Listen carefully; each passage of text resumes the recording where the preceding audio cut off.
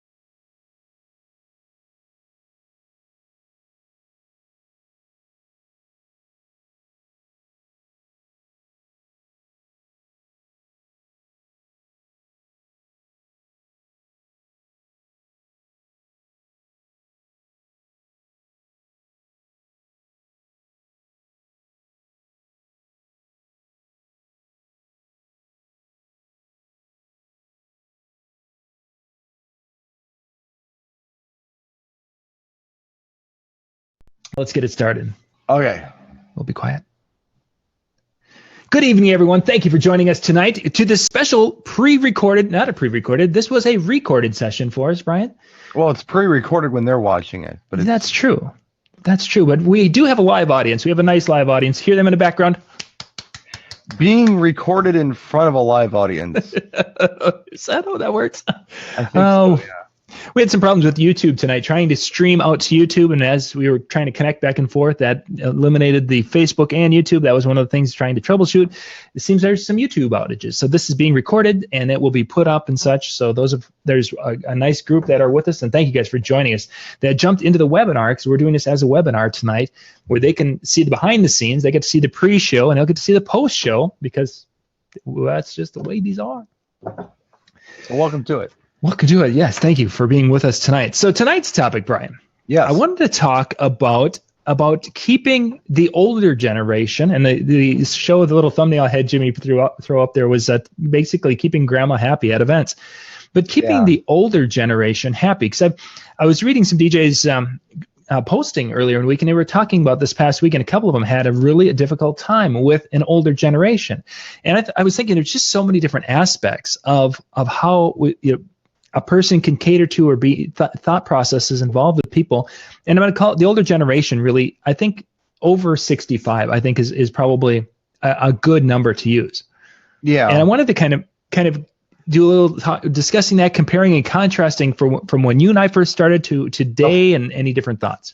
So. Sure. Yeah. There's all kinds of cool stuff we could talk about on that. So let's kind of start off with, first off, for those who have no idea of what type of issues that you can have, and you and I have both been performing enough, and we've had people who have had gray hair come up and complain.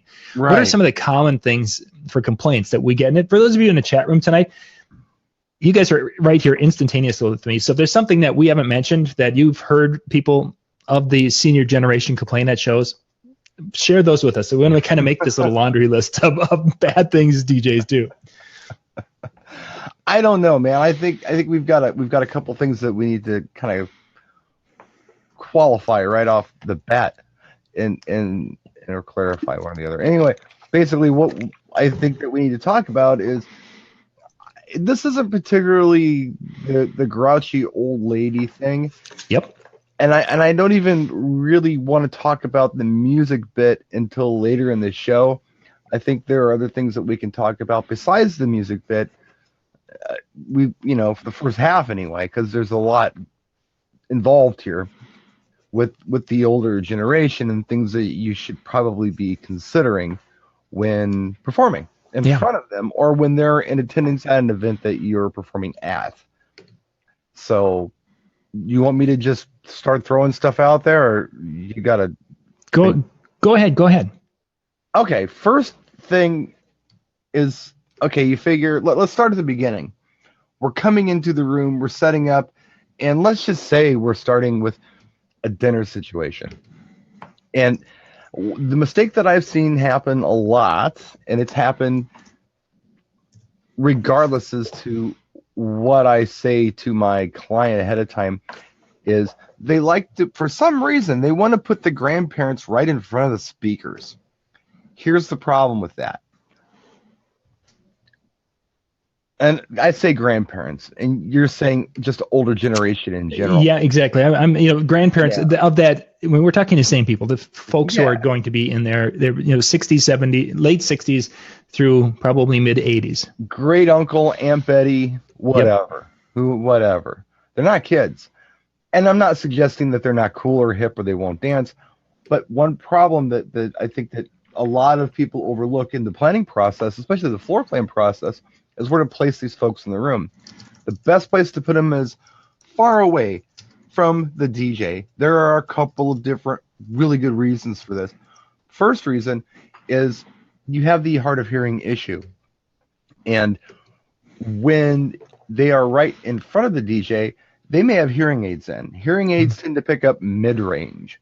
And mid-range is also the vocal range when we're speaking. That's right. Mid, right? Mid's vocals. So if the mids on your speakers are amplified, which they are, man, that is torture for these folks. Not only is the mid-range present, but it's really loud, so they have to turn their hearing aids down even to be there. And they can't even have conversation. And they want to talk. This is a family reunion for these people. Mm-hmm. Sometimes. And even if it's not, they still want to talk. They're chatty, and their hearing isn't what your typical 30-year-old's hearing is. So it's a bad idea. Put them far away from the DJ for those reasons. Let them be able to talk, have their fun their way, without your speaker system interfering with their pleasure. And you may have a client that their head table is further away from the people right in front of you, obviously, who want to hear the music and want to hear the announcements and things, but you almost can't turn it up because grandma's giving you those dirty looks. Yeah. So get them in the back of the room. I think that's one thing that you can do to really make it a more pleasant experience for these folks, so they can have the conversation and enjoy themselves. Because I think they look forward to coming. I would think so too. Yeah, this isn't something like, oh god, I gotta go to another wedding. No, hey, cool, a wedding. There's going to be food and cake, and we'll have a dance. It'll be fun, and I'll have whatever grandma drinks. I'm Collins. Is that what they drink? Tom Collins? A brandy water. Rob Roy, perhaps. I don't know. I don't know. She just takes a hit off the whiskey jug and she's good to go. My mom's a vodka cranberry chick, man. I mean, that is her sauce. But she does drink beer too, so she does that. But at any rate, and my mom's 76, so I talk about mom like grandma. Mm-hmm. Because she's grandma to somebody, people in their 30s. So yeah. But yeah, the key, I think, is to kind of try to have as much empathy as possible as you can for these folks, seniors, if you will. They want to talk, let them talk. Give them the opportunity to do that somewhere else in the room other than right in front of you. That gives everyone else in the room the experience they want, which is the tunes. Now, the question that I want to kind of get to as well is, who do you put in the front of the room? Who goes right in front of your speakers if it's not the grandparents? I say it's the youngest, rowdiest group you have. It's the office friends. It's the college pals.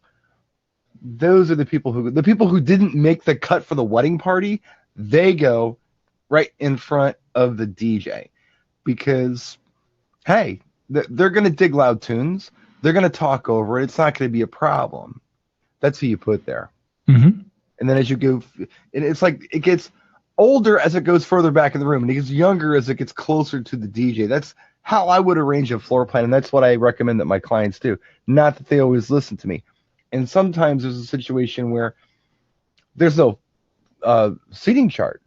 So you walk into an event and people are just kind of sitting everywhere. And I have walked up to people before and said, hey, listen, you might not want to sit here. It's going to get loud. You might want to go sit back there.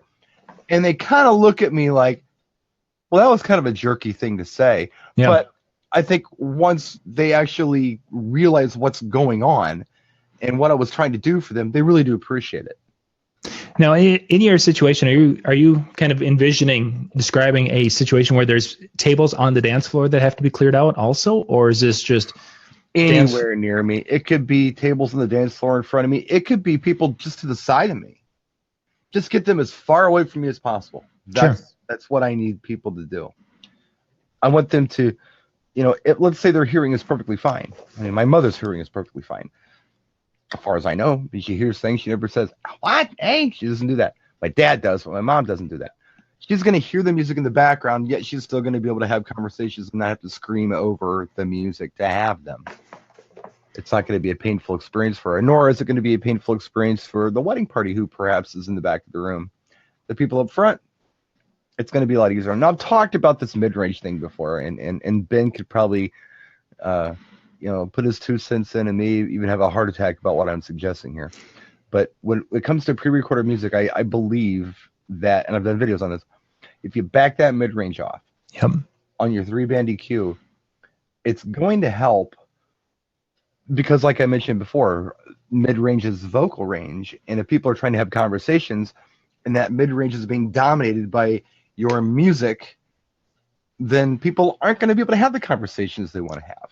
You bring that mid down to a level that's a little more competitive with just normal speech, and then you can hear more bass and treble in that mix. Then they're going to hear the music, but they're going to be able to talk, and they're not going to be screaming at each other, and their ears aren't going to be bleeding. So, I don't know, just something I thought I'd throw in there while we're talking about this. No, I think that's a good point with the EQ and such. I've got a little bit different methodology when it comes to the placement of grandparents and such in the room. Because I like to do a lot of things on the microphone, I like to have them fairly close to the dance floor because I want to have them so they can watch what's going on and they can engage, especially when we're doing things like the anniversary dance and the first dances and such, because there's times where grandma and grandpa or have played a major role, and it's like I want to have them fairly close. So I've in some venues that I perform, because I generally perform in about a half a dozen venues is what I'm in. And those particular ones, knowing that the way the room is, I have to put remote speakers on the other side of the room so that I can have coverage and not have to be blaring from the front speakers, because they're going to put the head tables there, and then right ahead of that is going to be the family tables and such, and then you're going to get the older guests who are going to congregate around the dance floor. No, there aren't any tables on the dance floor, but that's just how this room plays out, and it works incredibly well. But I have to have the sound on both ends of the room, so I'm not having to be as loud in the front and then the back kind of helps give me that fill. As the night goes on, obviously the volume on the dance floor goes up, but it really becomes a time where the older folks want to be part of that show and they want to be involved, and it's fabulous. But I also have those times where you'll have someone who's like, can you take a little bit off? It's just a little bit too. It's like, yeah, I can do that. No, I mean, you have to, I guess, evaluate this per gig. But when I'm just talking to the clients in general, just please don't put them right in front of me. Oh, you've had that where the tables, there's wall-to-wall tables, and there's two tables right in front of each speaker stack, and there's you've got grandparents or older relatives who are trying to converse. And I mean, let's face it, even at almost 50, my hearing isn't as good as it was 10 to 15, 20 years ago. So there's times where I have a tough time with background noise hearing people across the table.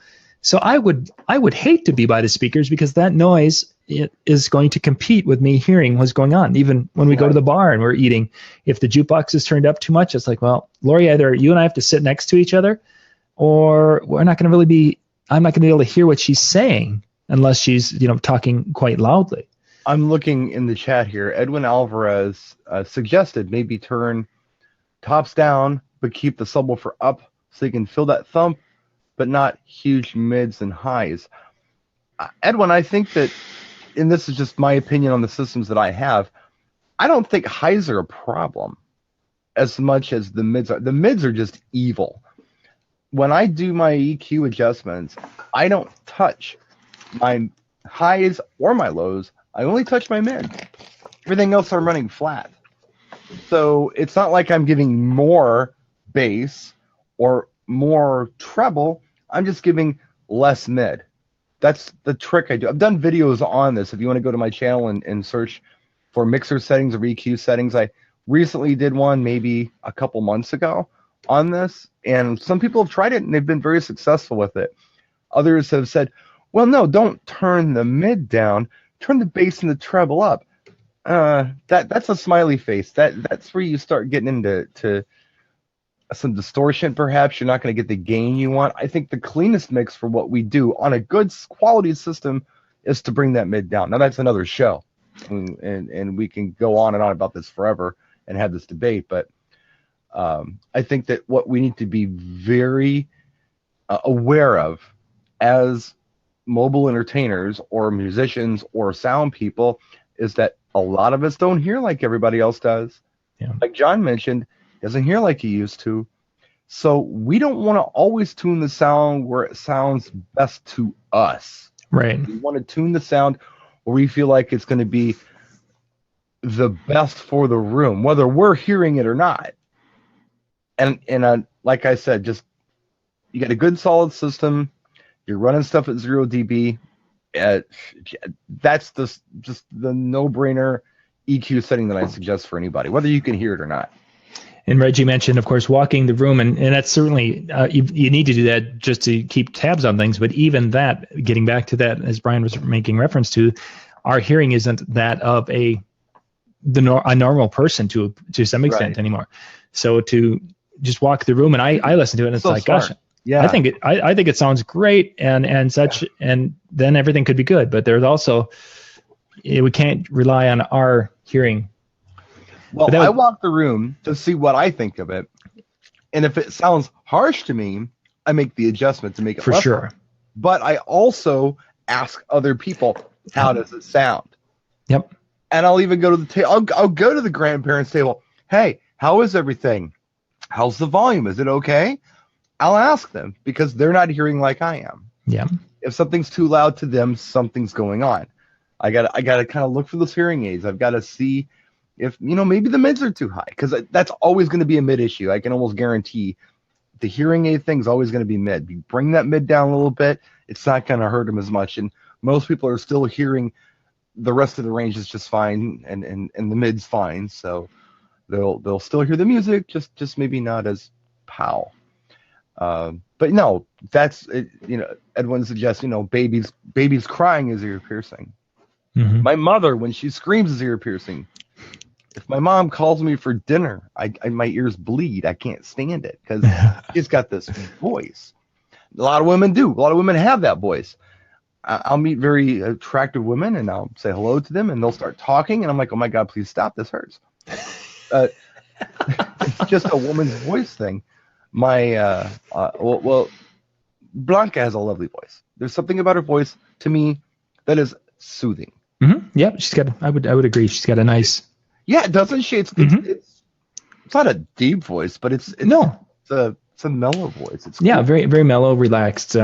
It's and I'm sure she's got a little bit of a spunk and fire in her that if you did something wrong, you'd hear about it and it would be changed. Well, yeah. The only time that I kind of cringe is when she screams for her son at dinner.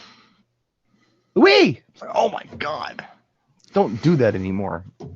Let's get an intercom system. Let her serve at 5:00. Stop doing it. But let's get the big dinner gong or triangle thing. Yeah, something. Yeah. I want to get like a switch chuck wag back and forth and make a light go off or something. Anything but that Louis at 5:00, I'm happy with. But anyway, we beat that one to death. Sound thing is important. The other thing that I think is probably a really good idea is to, and this is, some of you are going to look at me like, duh, but others are going to go, huh? Watch it with your content sometimes. If you've got little folks in the room, be careful with that content. There's been a trend that I've heard about with some of my local pals. What are you doing? Stop it. I've got a cough. I'm trying to do a show here. I know. I've got a cough coming back, and I don't want to cough in your ear. All right. Sorry. It's like my dad and his Ritz crackers when we're driving through the desert in our 73 Ford LTD station wagon. That and pipe tobacco. It's just God, crumbs on me again. other notes I can't stand. Cellophane over a microphone, amplified. Please. Sorry. Anyhow, like I was saying before, I was really interrupted by our host. They can't see both of us, so this isn't as much fun. That's right, they can't. Not nearly as much fun. But anyway, there's been a trend with a lot of my local pals where the clients are asking for explicit music. Yes. In fact, I talked to one of my friends today, Dave Ellsworth. You know Dave. He's Yes. going to do his first gig Friday. Like his first gig back after he had his health setback. He's coming back. His son's going to help him. He's going to go do his gig. So good for you, Dave. He's got a client that wants a very explicit song for one of the entrance songs for the wedding party. And everything else on this list and everything else that he knows about the client is that both families are religious, like very religious. Okay. Yet they're asking for this song. So Dave says, do I just tell him no? Well, no. I said, what I do personally, because I don't want to be the moral cop. That's not my job, really. My job is to just play tunes for people. Yep. What I would do in Dave's situation, instead of just sending an email, I'd call the client and say, look, I got one concern. I just wanted to run it past you. This song, there's not a clean version of it. I've looked. It's explicit. So what I'm thinking is that looking at your parents and their family and what I know about you is we may offend people with this. So maybe another selection might be wise. I mean, are we dead set on this? And if we are, can I make some alterations to this track to make it work for you? If you're not dead set on it and there's a second selection, I'd like to suggest that you do that. But ultimately, It's up to you because I'm only the coach. You're the boss. Mm-hmm. At any rate, yeah, it's. I guess this falls into the category of empathy, where you kind of think about, okay, well, if I were in Grandma's position, or if I were in Aunt Betty's position, or Uncle Dave's position, or whatever, how would I feel about hearing this? Would I be offended? Is it necessary? I mean, there's so many other things you could be doing. I don't know, a little bit of empathy, I guess. And I'd like to look out for everybody in the family. I want this to be a safe place, if you will, for everyone. I don't think college should be a safe place. I think college should be a challenging place where you get hand grenades thrown at you and you get challenged constantly with ideas and thoughts and concepts. Wedding reception? No, this should be a safe place for everybody. And I don't think anybody needs to feel uncomfortable or like they don't fit in because of a song. Come on. Mm-hmm. So those are the kind of things that we can do. And it's not that Grandma was unhappy. We're just keeping Grandma from being uncomfortable. Yeah, I think so. I think that's a good way to describe it. Yeah. So she doesn't know the difference. She doesn't know that you went in there and coached the bride and groom a little bit to help her out and make her experience more enjoyable. And you may say to yourself, well, it's the client's day. It's the bride and groom's wedding reception. This is their day. Think about Grandma's day. Mm-hmm.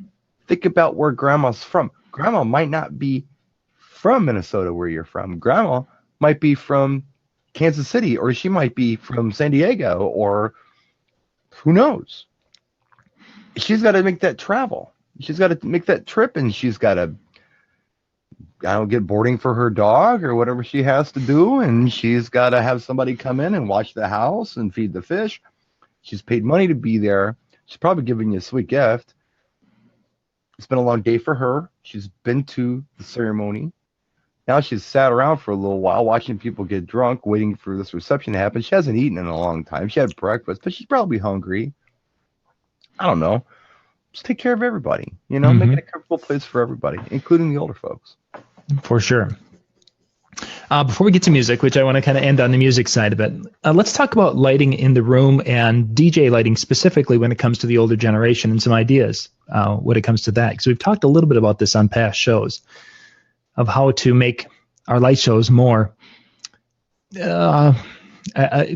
age friendly, let's call it, for those whose eyes are starting to make those older person changes. I think there are two things we can talk about. One thing we can talk about is to not make lights uncomfortable for people. And a lot of that is perhaps the overuse of strobes would be certainly. Yeah. I like washes personally. Washes I think are wonderful. Color changing washes don't usually cause a problem. Where we have a problem is this, strobe or a lot of spinny puke stuff. Mm-hmm. Take it a step further, and what would Grandma like? What would Grandma really like? She's going to like a mirror ball effect during a slow song. That's class. That's something that she can relate to, something she's going to remember, something's going to bring it back for her. So not only do we make it comfortable for her and everyone else in the room, but we also talk about creating memories or whatever. I think that's just sounds so Amway to me, but the point is that wow, that's a cool effect that you could bring into a room that could definitely bring back a memory without even playing a specific song to bring a memory back. Just the effect itself is a cool effect that they're going to remember. Going way back, I don't care how old they are, they're going to know that effect. I was watching a movie about World War II in England during the Blitz, and they were in this bunker and they were dancing, slow dancing, and there was, stuff falling from the ceilings because there were bombs going off overhead, and there was a mirror ball spinning as the band was playing tunes. Oh wow! Everyone alive knows this effect. Everyone alive. Yeah. Whether it be from way back then or disco, because my mom was disco, and my mom's 76. She knows that effect from disco. Mm-hmm. And even back when she was doing Buddy Holly as a teenager, of course, and Elvis and all that stuff. So yeah, I don't know. It's just my thoughts on it. Where do you want to go with it? Really, the part I definitely agree. That there's some lighting effects, the strobe light and other lights that just aren't really conducive to an older generation. I think another is, and you've talked about this in some of your past videos, is aiming of the lights and where you aim them. You showed some really cool truck lighting. Yeah, precisely. Yeah. The lights when they're shining right into your eyes on the dance floor. I always like to talk to the bride and groom, if we can, and set it up where there's a bright light, and I'm standing with the light to my back, and they're in front of me. So it's like, okay, how difficult is it for you to really see my face and what's going on? Well, it's really tough because of the bright light.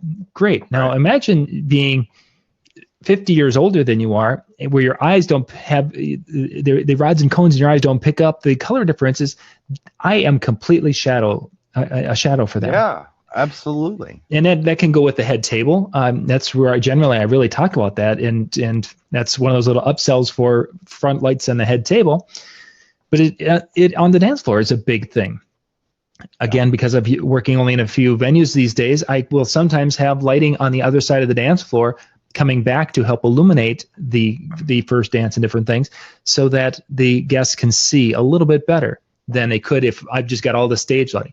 I'll try to make spread my lighting a little wider, bringing the lights from a higher angle so they're really shining towards the floor, or wider and shine them up towards the ceiling and have all the cool things on the ceiling. Wall, ceiling. Exactly. Anywhere but out. Yeah, straight across the floor is a bad one. But the wash, I've just really have gotten to the point where I like the wash has become my favorite effect right now, to be able to control that, whether it's dim it down, speed it up, selecting colors, what have you.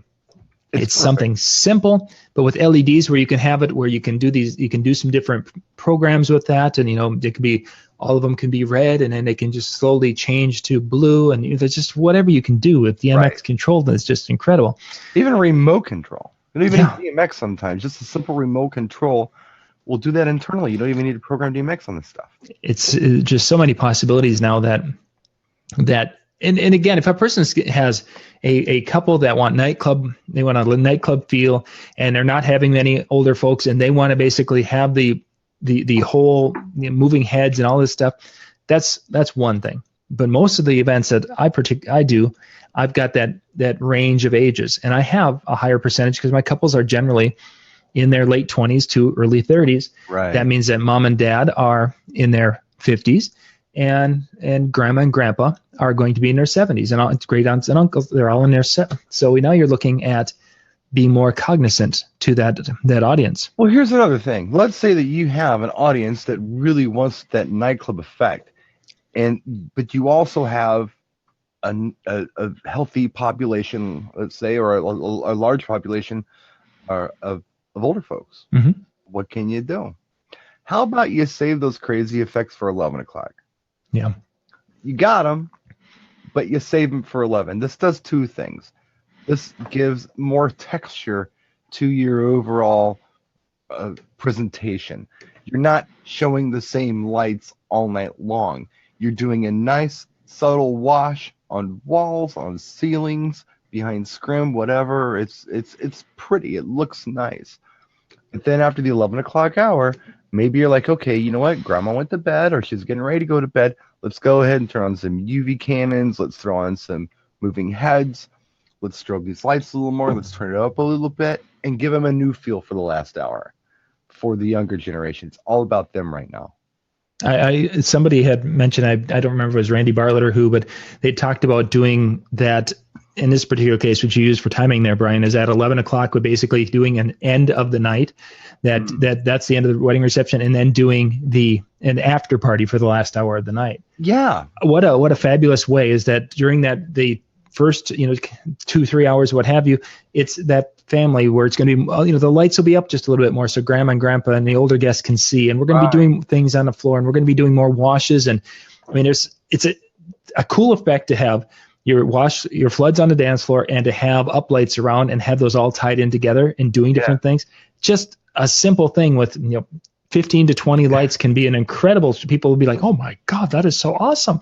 Right. It doesn't, all one remote control. It's really quite simple. Badass hip hop sets, badass techno sets, or house sets, or it can do it all. And then once you get to the point where it becomes after party time, now we're going to kick in. Now we have the moving head fixtures coming in, or we've got the old school. We could have half a dozen Vertipros around the room that are all doing their thing, and they're all linked together, and you're getting these cool beaming effects and some strobe or UV, whatever.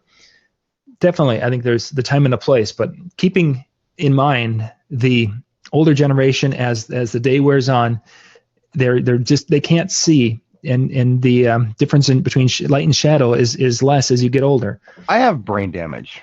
We know this, and I'm not gonna candy coat it. I have brain damage. My brain doesn't work like it used to. I can only imagine that a lot of older folks experience kind of the same thing I do. Mm-hmm. Like, you're just not as sharp as you were on certain things. Now, there's a lot you can get past me. Sometimes you can get a lot past me. But what I wanted to kind of bring up is that since I had my thing happen to me, I have a hard time with too much stimulation. I get overstimulated. So I'll give you an example. If I'm watching TV, I'm cool. I can focus on the TV. If I'm watching TV and the bird is chirping, like singing, I'm cool with that. I can kind of tune the bird out. Sure. When you add a third thing, like Blanca's watching cat videos with the volume up on her phone, the bird's chirping, and the TV's on, I have to leave the room. Because I've got three things, and it's confusing and it's exhausting to try to focus on all of these different things. So if you take that and you flip it into a wedding DJ light show, yeah, maybe two things are a good thing.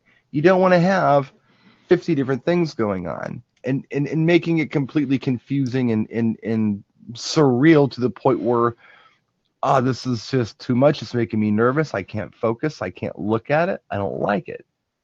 It's not a cool effect for him. A cooler effect for him would be like one or two cool things going on at a time.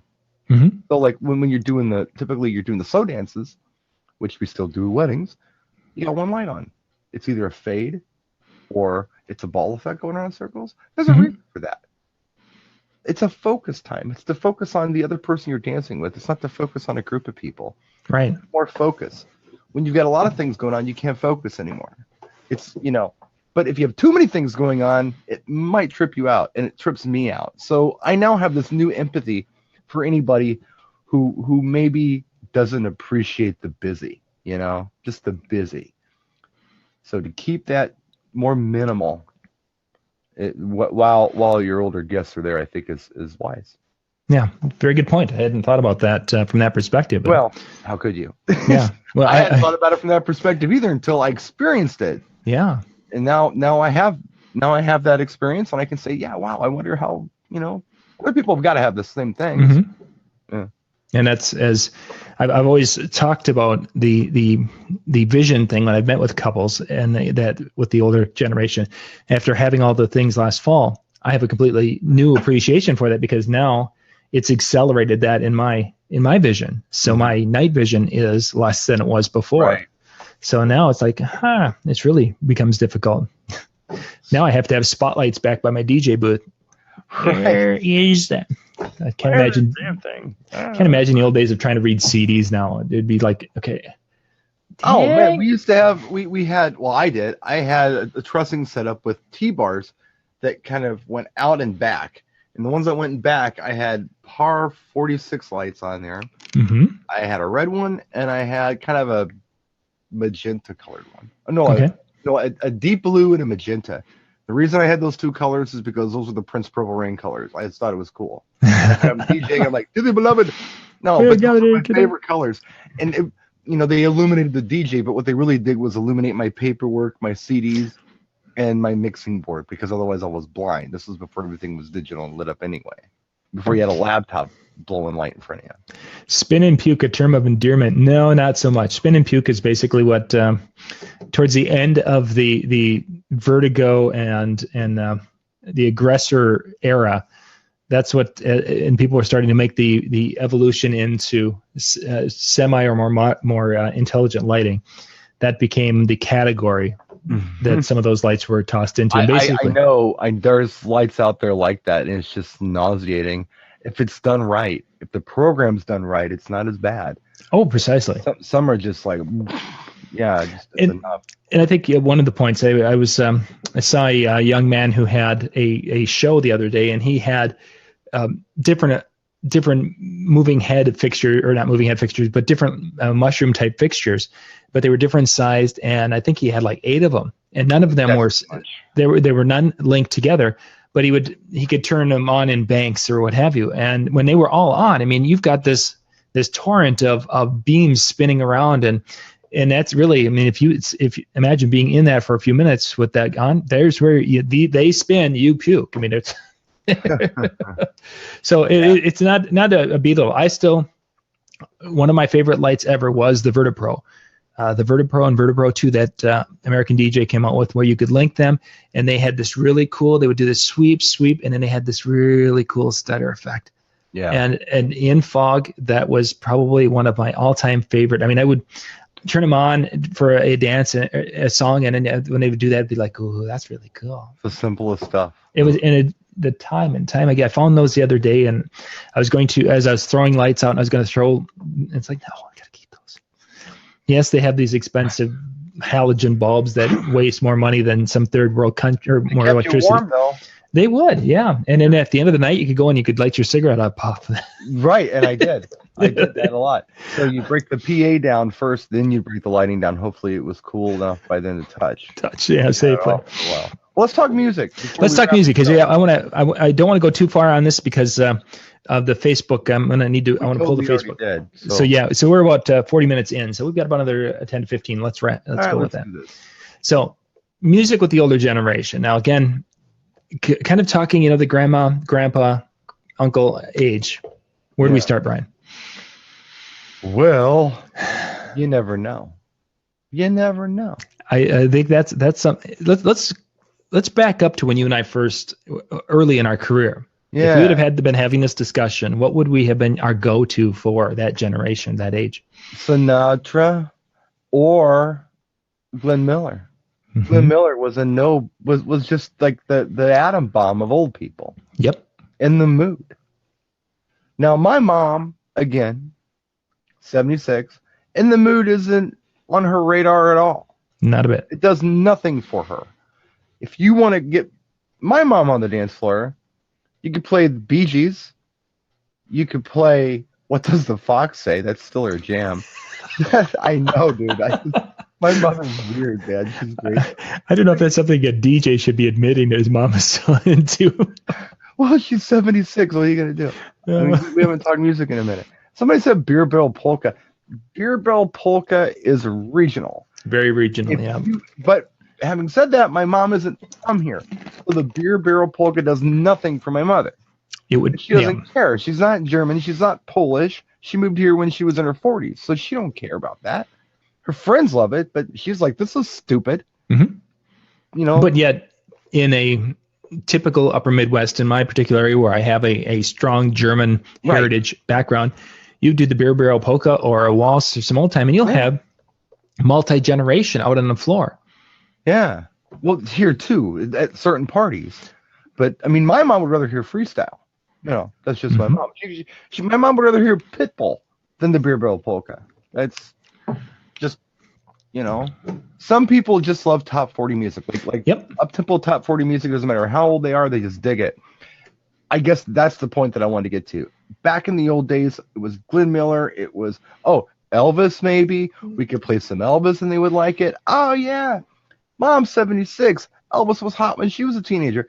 Yeah, but you know what? A whole bunch of stuff has happened to my mom since she was a teenager. She's not living in the past when she was 16 years old. Mm-hmm. She's living right now when she's got money and she's having fun. She's doing what she wants. She's got a big screen TV. This is mom's living right now. So she's not thinking, remember back in the day? No. And I don't do that either. A lot of people don't do that. I think we assume that. Oh, well, we're going to play music from when they were young. No. Not everybody is sitting around talking about the good old days. Some people do. And some people have had a crap life. And the last time they had fun, they were in high school. Right?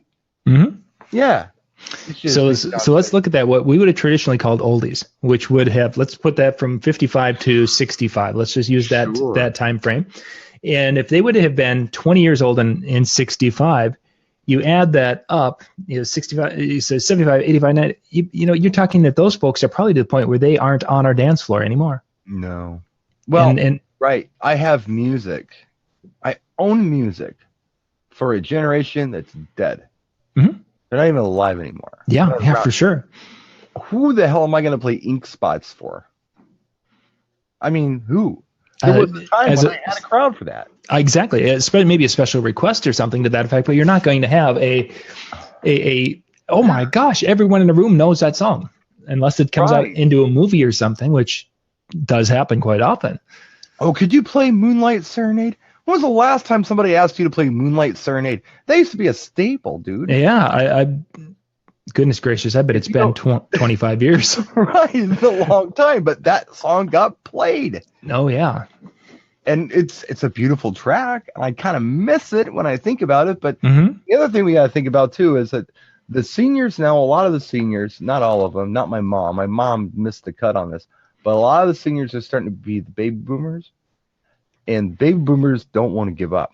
Baby boomers, they want to be cool. Now, a couple things about boomers that I've noticed, and no offense to anybody who's a boomer in the room. John, you're not, no, you're not even kind of. No. You missed out by several years. Mm-hmm. But Howie, I'm sorry. Okay.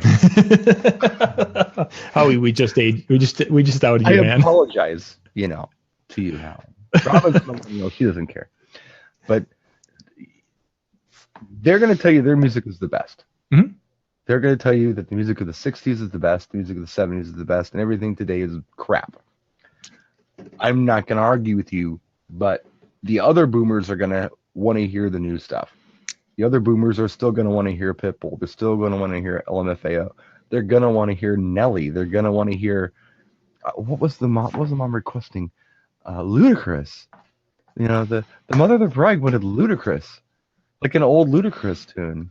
Or maybe it was DMX. I don't know. It was just something that was just like, what? You don't know. Don't make assumptions on this stuff. I will say this though. What I like is when I can make an event what I will call musically inclusive. Mm-hmm. So if I can play songs that your 80-year-old grandma can enjoy and your 8-year-old nephew can enjoy, I won. If I can do that as a warm-up, which I've talked a little bit about, where I'm playing songs that everybody can deal with from the 60s and everyone can deal with from the 70s and everyone can deal with from today, if I can do that for a little while, I can keep this really crazy melting pot on the dance floor long enough where I got everyone hooked, and it's not going to matter what I play, they're just going to dance. That's fun. Yeah. Those are the parties that I really enjoy. I would have to go so hardcore one way or the other to lose people at this point, which is when you kind of figure out where your programming skills are. So if I'm doing a party and everything's cool and I'm playing tunes, new tunes, old tunes, whatever, and then all of a sudden I throw on 2 Chainz. Okay, guess what I just did? I just ruined it. Because grandma's not going to stick around for 2 Chainz. I don't care who she is. She's not going to do it. You just lost it. It's this balancing act that you got to find, especially like early in the evening. Later on in the evening, yeah, of course you have to do these things, client one, whatever. But early in the evening, that first hour is so crucial, where if I can keep that so incredibly